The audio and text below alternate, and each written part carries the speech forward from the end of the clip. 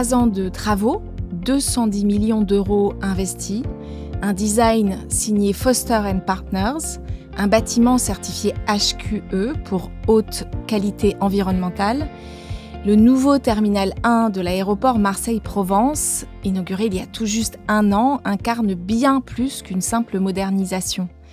Dans cet épisode, François Curato, architecte, associé chez Foster & Partners et natif de la région, revient sur les défis de ce chantier d'envergure qu'il a dirigé. François Curato, merci beaucoup d'être là. Vous êtes un architecte provençal à Londres. Est-ce que vous pouvez nous raconter un peu votre parcours ? Oui, c'est un parcours intéressant. J'ai exercé une bonne dizaine d'années en Provence, à Aix-en-Provence, avant de partir pour Londres. Ça fait maintenant presque 18 ans que je suis à Londres, mais Londres n'est pas arrivé à bout de mon accent, comme vous l'entendez peut-être. Et c'est une histoire assez traditionnelle de vouloir découvrir de nouveaux horizons et de vouloir explorer de nouvelles choses. C'était comment votre arrivée à Londres ? C'était indispensable. Il y a des moments dans la vie comme ça où on se retrouve un peu dans un coin et on a besoin d'expérimenter quelque chose de très différent et de très fort pour sortir de ce coin-là. Et Londres a été une bouffée d'air frais extraordinaire à un moment où j'en avais très besoin. Dans les années 2000-2010, c'était, et ça l'est toujours, un endroit d'une vivacité, d'une énergie et d'une vibrance. Je commence à faire des anglicismes, il faut vous y habituer, assez extraordinaire et qui me nourrit toujours. Vous dites « I love Provence, but London is my island ». J'aime la Provence, mais Londres est mon île. Qu'est-ce que ça signifie ? C'est intéressant parce que pour moi, il y a 2 choses imbriquées là-dedans. La Provence est une terre à laquelle je suis profondément attaché. J'y ai grandi, j'y ai passé les 19 premières années de ma vie. Mais ça a été aussi un endroit qui a représenté des douleurs pour moi. Je suis un fier membre aujourd'hui de la communauté LGBT. La Provence n'a pas toujours été particulièrement accueillante avec moi. Et cette île, c'est d'abord une île protectrice. Voilà, Londres est probablement un des endroits les plus ouverts et les plus inclusifs de la planète. Et en fait, mon mouvement vers Londres était aussi lié à ça. Et puis ensuite, il y a une deuxième chose, c'est que l'Angleterre est une île, ça ne va échapper à personne, enfin la Grande-Bretagne en tout cas. Mais après 18 ans, je me sens ni britannique ni anglais. Par contre, je me sens très londonien. Voilà. D'où l'île. Voilà, c'est mon île, dans l'île. Qu'est-ce que chacun de ces 2 lieux, la Provence et Londres, nourrissent chez vous en tant qu'architecte ? En quoi ça vous nourrit ? Alors c'est intéressant parce que la Provence, elle est connue pour la manière dont elle tout est très exagéré en Provence, tout est très fort, la chaleur, les odeurs, le vent. Il y a un caractère presque obsessionnel dans les sens en Provence. Et quand vous demandez à un Londonien ce qu'il pense de la Provence, très souvent c'est ce caractère incroyablement puissant et fort. De tous ces sens, le soleil qui frappe de manière incroyable, le mistral qui souffle, les odeurs des herbes séchées, tout ça est extrêmement... Donc ça m'a formé, je pense, cette capacité à répondre à un environnement et à sentir, à toucher, à voir. Ça a été un élément formateur. Londres, c'est complètement différent. Londres, c'est une opportunité créative, pour le coup beaucoup plus un peu plus sophistiquée, un petit peu plus instruite, un petit peu plus formalisée, un petit peu plus apprise. Donc il y a probablement ces 2 pôles-là en effet qui existent. Et alors avant ce grand projet dont on va parler, quel rapport entreteniez-vous avec l'aéroport Marseille-Provence ? Qu'est-ce qu'il incarnait pour vous ? C'est intéressant parce que quand je suis parti, je me rappelle avec mes 2 valises et que mon papa m'a emmené à Marignane pour partir à Londres, j'avais pas le début de la moindre sensation que je pourrais y revenir, passe encore pour construire l'étape suivante de l'aéroport. Donc c'est à la fois un élément, comme pour beaucoup de gens, je pense, qui fait partie du quotidien et sur lequel on ne s'arrête pas particulièrement parce que c'est un moment, c'est un passage assez bref, surtout quand on part en fait. Et c'est étonnant que vous me posiez la question comme ça parce que justement toute la conception de l'aéroport a consisté à faire que non, ce soit pas juste un moment qui passe, mais que ce soit un moment un petit peu mémorable et que ce moment mémorable, il soit, on l'a dit un petit peu plus tôt, il soit connecté à toutes ces émotions de la Provence. Alors justement, j'avais prévu de parler de ça un peu plus tard, mais l'une des grandes ambitions de ce terminal était de rendre le parcours passager plus fluide et plus intuitif. Comment est-ce que vous vous y êtes pris et est-ce que vous êtes heureux du résultat? Alors comment on s'y est pris? On s'y est pris essentiellement en observant ce qui existait à l'aéroport. C'est une chose très spécifique, d'étendre un aéroport. C'est complètement différent, que d'en créer un depuis, une tabula rasa. Étendre un aéroport, ça veut dire qu'il faut commencer par comprendre ce qui existe, y compris ce qui dysfonctionne dans l'existant. Et en fait, aussi, ça consiste à essayer d'identifier quelles sont les forces qui existent dans l'aéroport et qui n'ont pas été exploitées.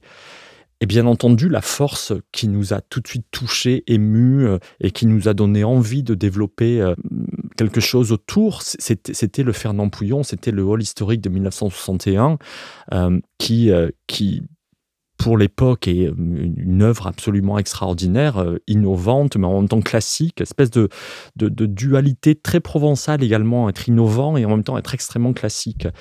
Et on a reconnu toutes ces vertus dans le bâtiment de Pouillon.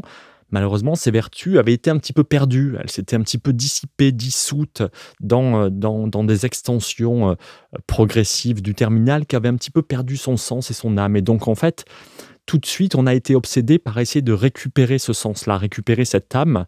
Et ça, c'était intéressant à plusieurs égards. Le premier, c'était parce que ça permettait de faire renaître ce terminal historique et de le remettre en valeur. Mais surtout, ça nous permettait de parler d'ADN de l'aéroport sans tomber dans les clichés, justement, de la lavande, les collines. Donc ça permettait vraiment de s'appuyer sur un ADN de l'aéroport qu'un architecte avant nous avait déjà développé, c'est-à-dire ce classicisme, cette galerie, cette colonnade, des choses très romaines finalement. Et donc, oui, le vrai coup de cœur, ça a été le terminal Pouillon, et la vraie inspiration à l'origine, ça a été le terminal Pouillon. Il y avait un enjeu de lumière naturelle aussi? Oui, il y avait un enjeu de lumière naturelle, et c'est intéressant parce que là, on est dans un vrai, cultural gap. Je vais commencer à faire des anglicismes. Un vrai choc culturel entre l'Europe du Sud et l'Europe du Nord. En Europe du Nord, on est, alors peut-être pas en ce moment, on est sous la canicule à Londres, mais en Europe du Nord, on va chercher la lumière, on est obsédé par elle, on s'ouvre sur elle sans aucune condition. Et dans le Sud, on a un rapport beaucoup plus ambigu à la lumière. On l'aime, mais on s'en protège. Elle est dure, elle est violente, elle chauffe, elle brûle. Et donc, en fait, il s'agissait vraiment d'amener ces deux éléments-là de la lumière, c'est-à-dire essayer de la célébrer, cette lumière si spécifique, et en même temps de ne pas être dans le déni qu'elle pouvait être un ennemi et qu'il fallait s'en protéger. Donc, il y a ce rapport-là, toujours dans le cœur d'Aérogare, entre ouvrir, éclairer et se protéger. Voilà. Là, la façade principale, la grande façade vitrée, est une façade nord-est, et c'est pas innocent. Elle aurait été n'importe quelle orientation, on l'aurait jamais vitrée. Donc, on a eu cette chance inouïe de pouvoir continuer le concept de Pouillon sur une façade qui, justement, apporte une lumière très classique, et presque une lumière de studio, d'atelier d'artiste, cette lumière nord.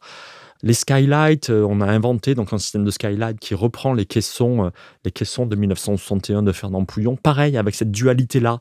La lumière qui descend des skylights, ce n'est pas de la lumière directe, c'est de la lumière qui vient rebondir contre ce qu'on appelle des étagères à lumière, qui sont des pare-soleils, en fait. Voilà. Et puis justement, pour compenser également la légère surchauffe que ces skylights pourraient apporter, on s'en est aussi servi pour faire de la ventilation naturelle et de l'extraction. Donc, on a toujours été un petit peu dans cette contradiction, mais une contradiction joyeuse, qui a consisté à célébrer la lumière provençale, mais à s'en protéger. Vous parliez de ventilation naturelle. Il y avait cet enjeu environnemental aussi, en faire un lieu durable, un lieu sur le temps long. Aujourd'hui, le terminal est certifié HQE, donc haute qualité environnementale. C'est une fierté pour vous ? Bien sûr que c'est une fierté, d'autant que c'est un des premiers terminaux en France à être certifié HQE bâtiment durable, qui est une nouvelle certification encore plus exigeante que la précédente. Oui, c'est une fierté parce que les aéroports sont des machines extrêmement complexes, et les rendre durable et environnementalement parlant vertueuse est encore plus dure parce qu'on a tellement de paramètres de sûreté, de sécurité, de fluidité, vous l'avez mentionné, mais également il faut assurer une efficacité commerciale, il faut assurer un caractère réglementaire par rapport aux règles de sécurité internationale. Et, et faire que cette performance environnementale résiste à l'assaut de tous ces différents paramètres, c'est une vraie fierté.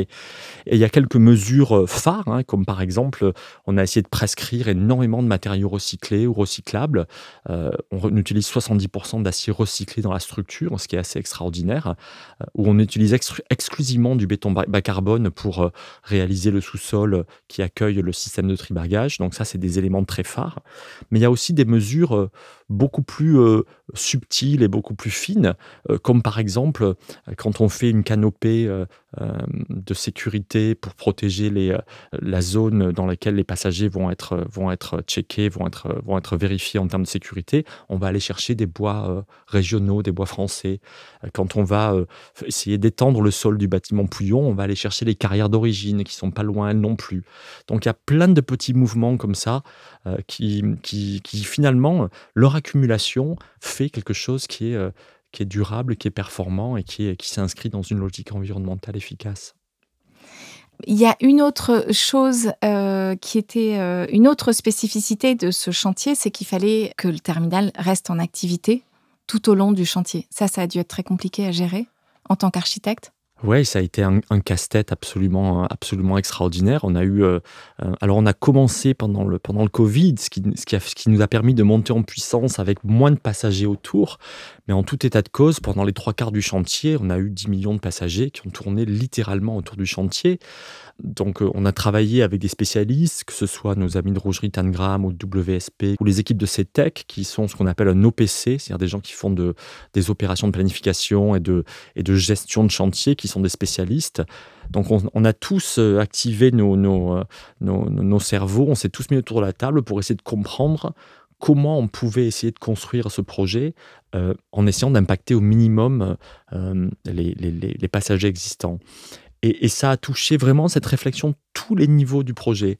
Nous, depuis les premiers moments de la conception, parce qu'en fait, on a conçu un terminal, ça ne se voit pas trop aujourd'hui, mais ça a été essentiel dans la capacité du projet à être construit sans impact sur l'existant. On a construit un terminal qui est en porte-à-faux sur 3 côtés. C'est-à-dire que côté façade, la façade que vous voyez quand vous arrivez, vous avez des poteaux qui sont là tout de suite et vous les identifiez. Sur les 3 autres côtés, les poteaux sont en retrait par rapport à l'emprise du bâtiment qu'on a créé. Et ce que ça permet, ce retrait-là, c'est de ne pas venir chatouiller les bâtiments existants de trop près. C'est-à-dire que dès qu'il y a des poteaux, ça veut dire qu'il y a des fondations, il y a des excavations, des choses très lourdes qu'on va faire dans le sol. Et en fait, quand on est arrivé à repousser et à distancier finalement ces travaux très lourds des façades environnantes, on a beaucoup simplifié le travail des planificateurs et des gens qui se sont occupés du phasage. C'est ce qu'on appelle une complexité bien investie. Voilà, tout le monde nous a dit, oula, votre structure, elle est très ambitieuse avec ses porte-à-faux. On leur a dit oui, peut-être qu'elle vous paraît ambitieuse aujourd'hui, quand il faudra que ça se transforme en trou dans le sol et en impact sur les bâtiments alentours. Je pense que vous nous remercierez, et ça a été le cas. Alors là, on est 1 an plus tard. De quoi vous êtes le plus fier aujourd'hui ? C'est une anecdote un peu stupide, mais j'étais dans un taxi il y a quelques semaines et on papote toujours dans les taxis. Vous savez, le conducteur me dit « Mais qu'est-ce que vous faites ? Pourquoi vous êtes à Marseille ? D'où vous venez ? Où vous allez ?» Et je lui dis « Je suis architecte, etc. » Il me dit « Ah bon, vous avez fait quoi ?» Et je lui dis « Je pointe du doigt le terminal. » Je dis « Ouais, ce truc-là, j'ai fait ça. On était en train d'arriver à l'aéroport. » Et il me regarde et il me dit « Mais ça n'a pas toujours été là, ça ?» Et donc, en fait, son impression, c'est que le bâtiment avait toujours existé, qu'on l'avait pas rajouté. Et je pense que c'est probablement quelque chose dont je suis le plus fier, parce que ce qu'il avait fait dans son cerveau, la pensée, c'était de dire, mais non, mais en fait, cet objet-là, il n'est pas étranger. Il n'est pas étranger au site, il n'est pas étranger à l'aéroport, il appartient, comme diraient les Anglais, it belongs. Et j'étais très touché, parce que finalement, c'est ça qu'on a essayé de faire. On a essayé de faire un aéroport, une extension, qui n'était pas étrangère à son environnement, qui appartenait à son environnement, qui était une continuité de son environnement. Et ce qu'il avait identifié, c'est ça, c'est qu'il y avait une fraternité, une paternité, je ne sais pas comment on peut dire, entre ces deux bâtiments, qui était suffisamment forte pour que dans l'imaginaire, ils aient finalement toujours existé ensemble. C'est beau comme image. En termes d'expérience passager, qu'est-ce que ça a changé concrètement ? Je pense que ce que ça a changé, pour moi, ce qui était essentiel déjà, c'était d'arriver à célébrer les caractéristiques du terminal d'origine. Et l'expérience passager précédemment, finalement, elle ne vous faisait passer que quelques secondes dans ce beau double volume que Pouillon avait imaginé. Et puis après, elle vous absorbait à travers le système de checking desk sous la mezzanine de Pouillon. Et vous passiez le clair du reste de votre expérience passager sous ces mezzanines, dans des espaces relativement sombres et bas. Et ce qu'on a essayé de faire finalement en termes d'expérience passager, c'est de recélébrer ce gigantesque vide de 33 mètres de large par plus de 150 mètres de long, et de l'allonger, de le prolonger, et de faire en sorte que la plupart du parcours passager se repasse à nouveau dans cet espace-là. Et c'est un espace qui est très linéaire, et comme il est très linéaire, et qu'on ne voulait pas subir cette linéarité, qu'on voulait la maîtriser et la valoriser, on s'est inspiré des grandes figures urbaines provençales comme le cours. Il y a mille et une sortes de cours en Provence, le cours Belzunce, le cours Mirabeau, mais beaucoup d'autres également. C'est-à-dire cette espèce de boulevard avec des alignements d'arbres et des contre-allées très généreux, où finalement la linéarité devient un avantage. Voilà, et on peut habiter cette linéarité. En plus, c'est très simple, un cours, un boulevard, vous n'avez pas besoin qu'on vous dise au milieu on circule, sur les bords on circule un peu moins, on se balade peut-être un peu plus, encore plus sur les bords on flâne, en façade c'est une destination, il y a du shopping, il y a des magasins, on s'arrête, il y a des cafés, et finalement on a essayé de réinterpréter ce principe-là et de traiter cette linéarité comme une vertu plutôt que comme un problème. Et aujourd'hui, le cœur plus le Pouillon forment cette espèce de grand cours très allongé, avec d'un côté, sur le cours Mirabeau, vous avez les banques à droite et les cafés à gauche. Eh bien, dans le T1 aujourd'hui, vous avez les banques d'enregistrement à droite et les cafés à gauche. Et tout ça fonctionne de manière assez naturelle. Et puis finalement, ça vous emmène de manière aussi assez naturelle à la prochaine étape de votre voyage, qui est ce point focal. Dans les cours, dans les boulevards, il y a toujours un point focal. C'est parfois un obélisque, une fontaine. Eh bien, chez nous, c'est un jeu d'escalator, un jeu d'ascenseur qu'on a un petit peu sculpté pour qu'il soit élégant. Et en fait, tout naturellement, ce que vous voyez dans l'axe de ce boulevard, c'est ce point-là unique, qui est l'unique étape suivante de votre voyage. Donc on est content que ce principe-là, cette douceur-là, cette élégance du cours soit aujourd'hui en terminale, et puis que finalement ça contribue à faciliter les parcours passagers. Les gens se demandent plus trop s'il faut aller à droite à gauche, ils pensent qu'il faut aller tout droit parce que c'est finalement la belle perspective qu'on leur a offert. Tout à fait. Donc c'est conforme à ce que vous aviez imaginé ? C'est conforme avec ce qu'on avait imaginé. Alors, c'est jamais complètement conforme, parce que, particulièrement dans le cadre de ce projet, où le Covid est passé par là et où le projet a failli disparaître, donc il a fallu qu'on optimise le projet. Aujourd'hui, on dit à la marge, mais à l'époque, c'était pas à la marge, hein, c'était vraiment des grosses optimisations qu'il a fallu trouver. Mais là encore, la grande fierté, c'est de voir que finalement, le projet était suffisamment flexible et résilient pour pouvoir absorber ces optimisations sans perdre son âme. Voilà. Et aujourd'hui, le projet, il n'est pas aussi ambitieux qu'on l'avait imaginé au départ. Pour autant, son âme, son ADN, comme vous disiez, pour moi, sont non seulement intacts, mais en plus peut-être un petit peu enrichis par le process. C'est beau. À quoi est-ce qu'on rêve après un tel projet ? C'est très pragmatiquement, on rêve d'un peu de nouveaux horizons, parce que je l'ai raconté avec un peu de poésie, mais un chantier de 3 ans et demi, c'est long, c'est dur. Un chantier, c'est le lieu de rapport de force, c'est le lieu où il faut négocier, où il faut être un diplomate, négociateur, politicien, technicien, et c'est épuisant. Donc il y a eu une vraie période, je pense qu'il y a eu un vrai postpartum quelque part, où j'ai vraiment eu besoin de ne plus penser au projet, de m'éloigner du projet.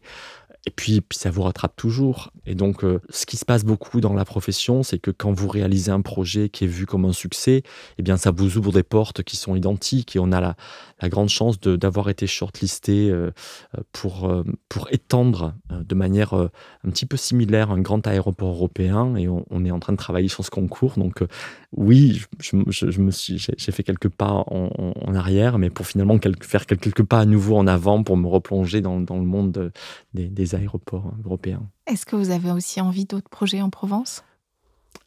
Alors ça, c'est difficile parce que, bien sûr, la réponse courte, c'est oui. La réponse courte, c'est oui, mais j'essaie d'être en même temps réaliste sur les opportunités. On est une grande agence, on peut s'interroger, on peut s'impliquer que sur des projets sur lesquels on est certain d'avoir une valeur ajoutée. Et ces projets, ils sortent pas souvent. Mais bien sûr, bien entendu que j'ai envie de retravailler en Provence, non seulement parce que c'est mon pays et que je l'adore et que ces projets ici me permettent de garder un fil avec ma famille également et mes proches, mais aussi parce que pendant le chantier de l'aéroport et les chantiers précédents, on a tissé des partenariats et des relations avec des acteurs locaux qui nous sont très chers et qu'on aimerait continuer à développer. Je vous remercie beaucoup. Merci à vous. Merci beaucoup d'avoir écouté ce premier épisode de podcast de l'aéroport Marseille-Provence. À très bientôt pour un nouvel épisode.